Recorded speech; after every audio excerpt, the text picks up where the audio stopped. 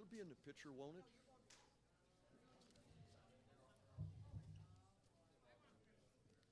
Chris is going to start it off, okay? And Okay. then and introduce A little closer. Hey, hey, hey.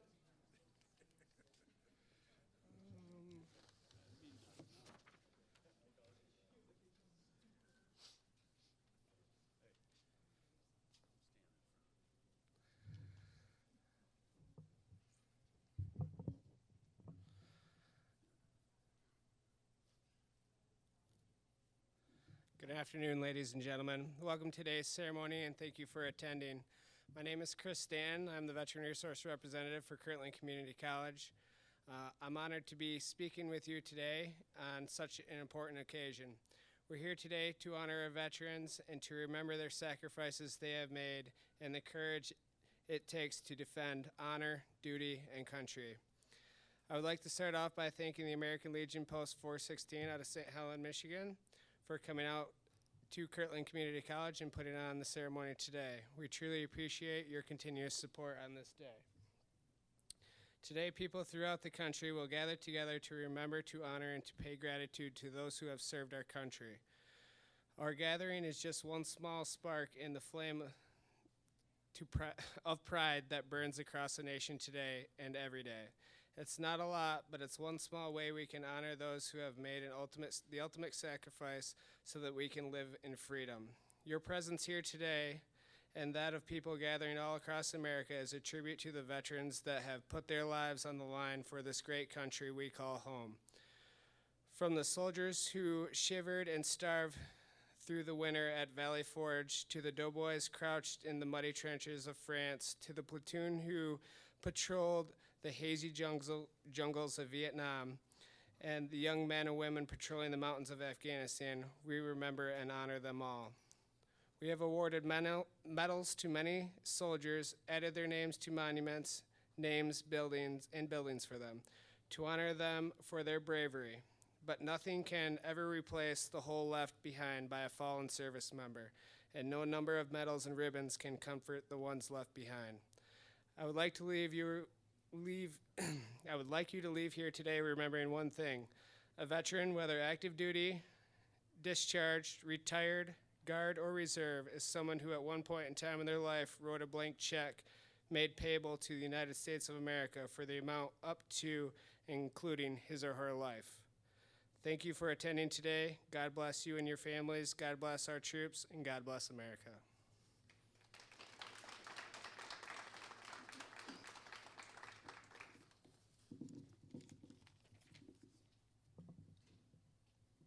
The chaplain will offer prayer. Uncover.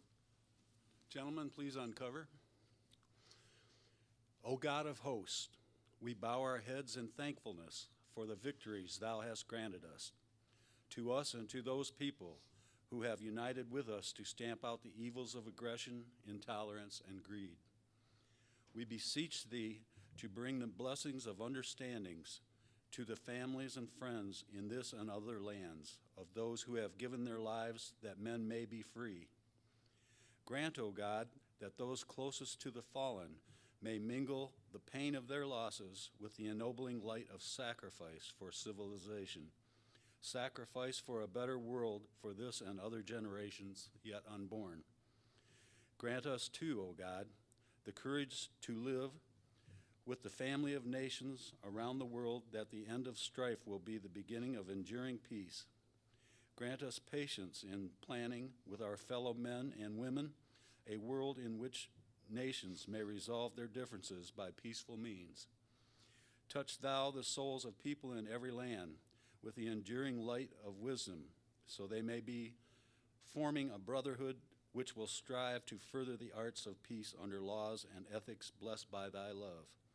Grant us now thy continued blessing upon unity and strength that makes victories possible in war, that we may win greater victories of peace. Amen.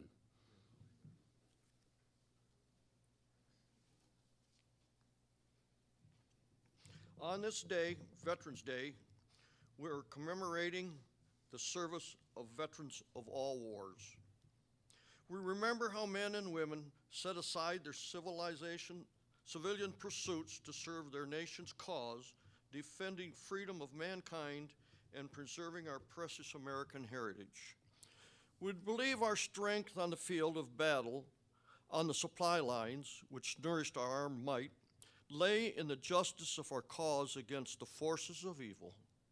We believe that determination made us better warriors because we fought with our minds and our hearts as well as our bodies. We recognize service to our country and to our causes does not end with the termination of military service. We continue our endeavors in behalf of an honorable world peace with feeling of profound gratitude to God and to the men and women who gave their lives as their part of the cost of this noblest of causes. Out of blood and sweat, we learned of purpose, sacrifice, tolerance, bravery, and discipline. These are solid foundations, stones upon which a great nation is built. In our continuing quest for an honorable world peace, we must cultivate these virtues.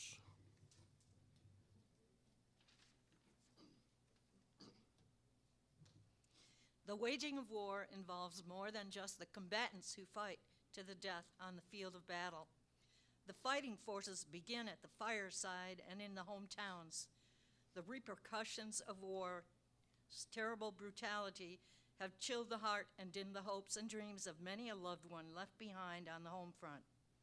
While the horrors of the battlefield may not have been our experience, we have lived with a terrifying loneliness created to answer an aggressor's challenge. In waging war, we have moved forward with a unity of purpose which made us strong, forgetting pettiness, egotism, and pride. Our hearts beat in tune with those in other nations fighting for freedom and dignity and opportunity of mankind. In our constant quest for an honorable world peace, there is need for unity of purpose if we truly are to move forward toward a brighter tomorrow.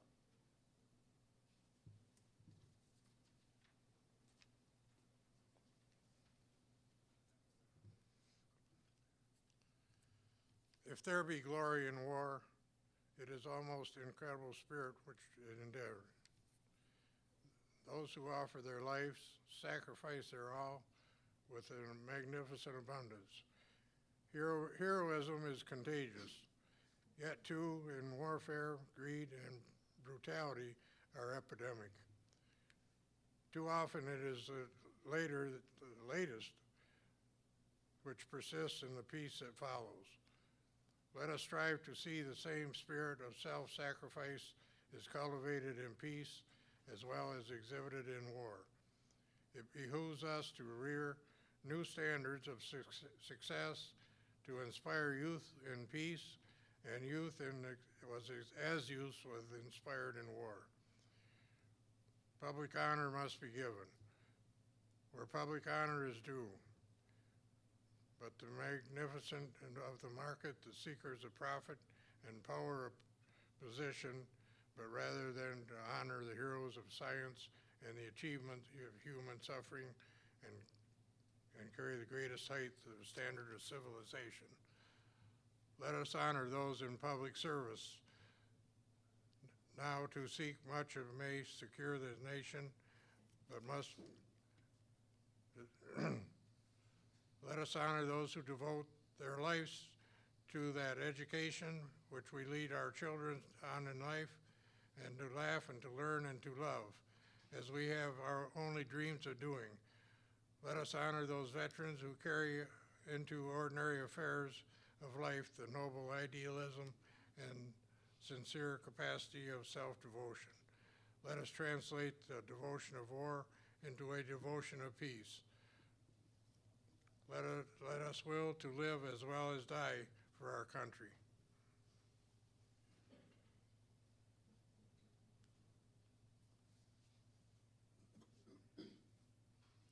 The hurts of war fall alike upon those who wear the same uniform, no matter how they may differ in race, creed, or culture. Those who fight together suffer together to achieve a common aim. In simplicity of battle dress, there is no common denominator. the common purpose, the sharing of danger and suffering which brings in time of war a tolerance, which adds strength to the cause. As we put aside the brown and blue and green fabrics that made us one people on battlefield, we can hold in our minds that tolerance we have achieved. In tolerance there is progress, progress towards a better and a happier world.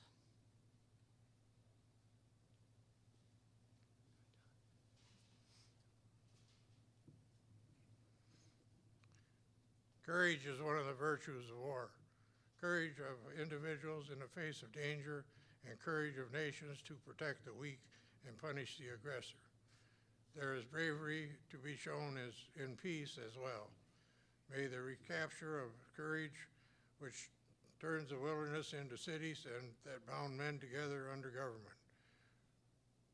We can turn slums into comfortable homes, turn uncertainty into certainty. We can reach new heights of civilization and opportunity for men and women of this nation if we have the courage to expect and work for a better way of life. There can be no romance in the challenge also. Bravery that fights for political, social, economic, and spiritual gains may be more difficult to practice, may be unsung when achieved, but is more worth striving for.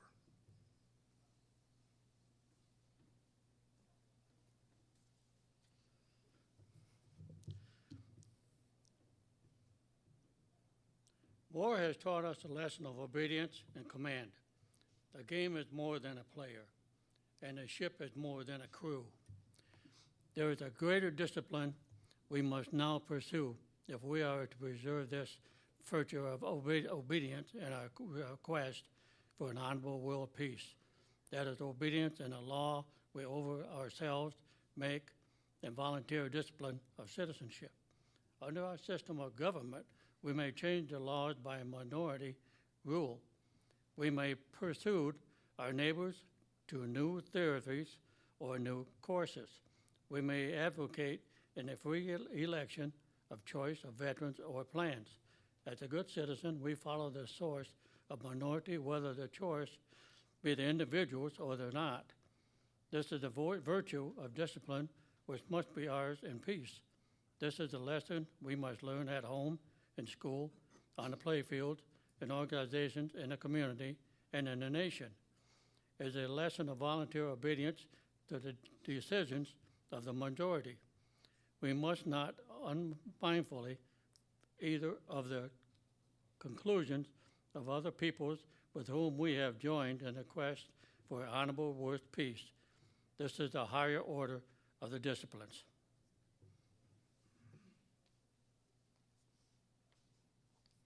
In time of peace, we can use ennobling virtues of war and put behind us its ugliness and suffering.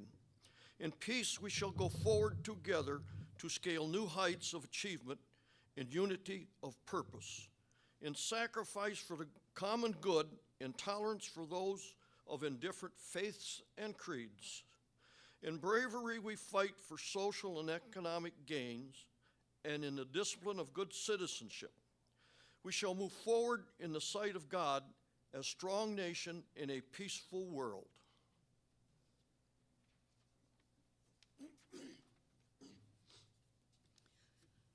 I do not know your name, nor for which battle you died.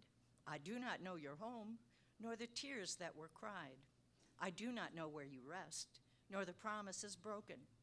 I do not know your uniform, and your fears lay unspoken.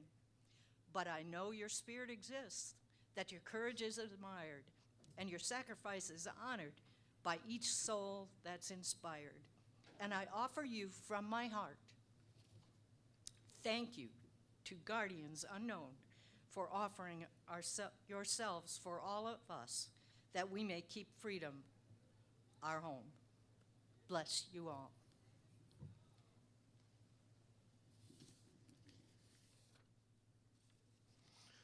May no soldier go unloved.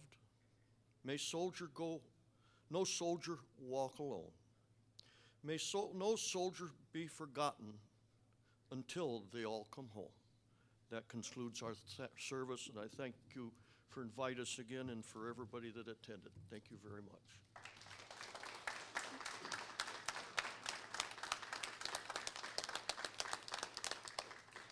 Thanks again to the American Legion Post 416. We're figuring it's about, 15 years in a row that they've been out here to do this beautiful ceremony. So please stop, get yourself a piece of cake before you leave, okay? And thank you for attending.